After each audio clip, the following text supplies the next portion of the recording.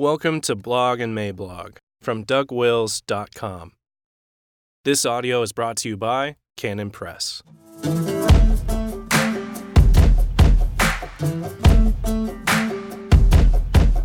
Post Lucem Tenebrae, Wednesday, September 4th, 2019, by Douglas Wilson. Introduction. A week ago, my wife and I just finished a delightful vacation in France and Switzerland, and it was really something. There was wine and there was cheese and historical sites, and there was wine and then some food, and then a cheese course. It was a time, and I am still full. Among the historical sites, we visited a fortified village on top of a ridge named Les Baux de Provence.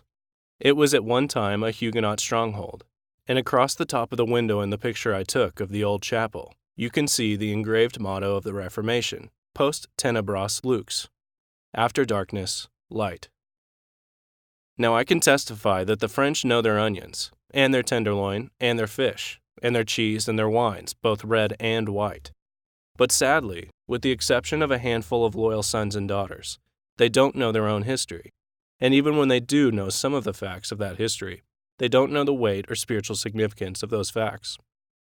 The decline into ignorance has been tragic, but in certain cases, it has been plainly purposeful, not ignorance at all, and that brings us to the point. There is a willful element to it.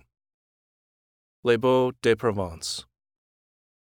As we were walking up to the village, we were greeted with a series of displays, some works of, art.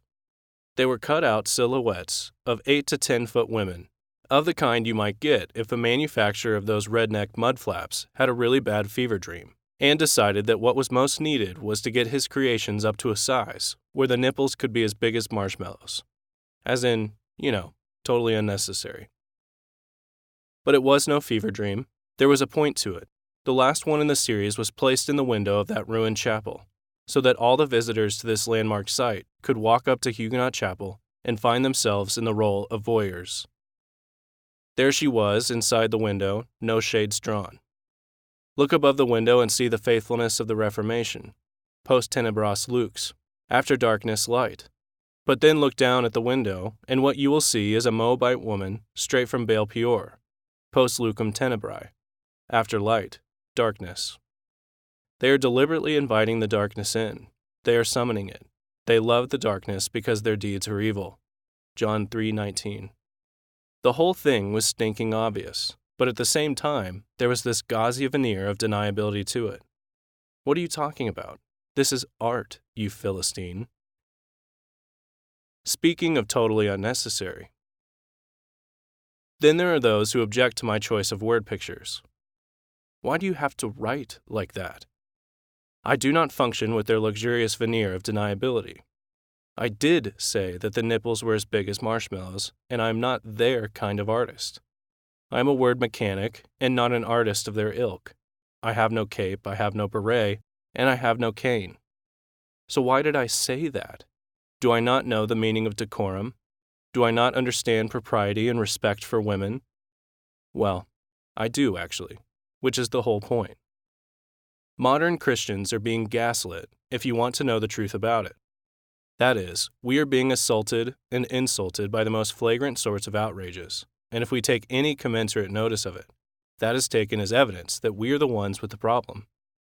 On my way to visit a historical site, I am confronted with a series of outsized females displaying their wares, with nipples as noted before, and the world acts as though it is perfectly okay, according to the canons of art, to do this kind of thing, but to say that this is what was done, if the saying conveys any hint of disapproval at all, is to prove to all and sundry that the critic is fixated on women's breasts. Man, he must have some kind of problem. That is how gaslighting works. That is the technique, textbook. But don't you know, Wilson, the approved critics have you down for a misogynist. Okay, round me up 100 of those critics and let's have a look at all their Netflix accounts. I'll show you misogyny. Until it doesn't work anymore. Look around for a minute. All the normals, millions of them, are surrounded by trannies militant, cross-dressers, dykes on bikes, slut walks, rainbow-painted faces, bio-males smoking the women at athletic events, and so on. And if one of these normals draws disapproving attention to any aspect of this gaudy display of sexual buncombe, the eyebrows of all the cool kids go up. What kind of weirdo says that kind of thing? Well, a normal person does, and the actual definition of weird is established by God, and not by us in some kind of weird referendum. All of this is nothing more or less than a cultural frenzy, and as a frenzy it will pass. There will come a time when everybody looks back at this time of ours and wonders aloud, what were they thinking? Incoherence doesn't work. Stupidity has no long-term viability. Insanity should never be confused with progress. Lunacy is not sustainable. Hallucinations are not the same thing as a plan. Derangement suffers under the handicap of being deranged. Delirium produces more and more delirium until it eventually runs out of steam and has to lie on the floor for a bit, panting. Absurdity does not compute. Hysteria is not the path to cultural stability. I trust that the point has been made clear. In the long run, madness cannot be the way of the sages.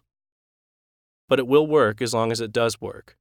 However, it will only continue to work in this way as long as the normals keep their collective horse laugh contained.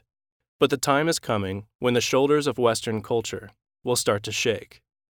When that starts to happen, look out.